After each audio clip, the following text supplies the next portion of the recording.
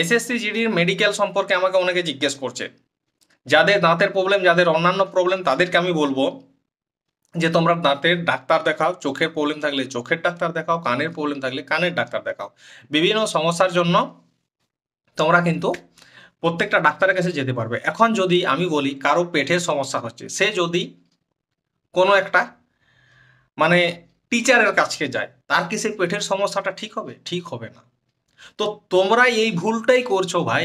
তোমাদের শরীরের মধ্যে সমস্যা, তোমরা চলে যাচ্ছ কোনো এজেন্টের কাছে, কোনো দালালের কাছে, কোনো একাডেমিতে, সেখানে মেডিকেল করাচ্ছ। আরে ভাই, ওইখানে যে ডাক্তারটা আসছে তার যদি এতটাই ভালো কোয়ালিটি থাকতো, সে এমন একটা জায়গায় বসতো যেখানে হাজারো মানুষ লাইন দিত। কথাটা মনে রাখবে। সে যেখানে আসছে তার কোনো দম নেই বলে সেখানে শুধুমাত্র আসছে কাজ করার জন্য। ঠিক আছে, তার অলরেডি টেন্ডার হয়ে গেছে, টাকা কত নিবে না নিবে, সে চেম্বার করলে তার কাছে হয়তো কেউ যাবে না, এরকম অবস্থা তার। তো আশা করি কথাটা বুঝতে পেরেছো। চ্যানেলটা সাবস্ক্রাইব করে লাইক কমেন্ট করবে।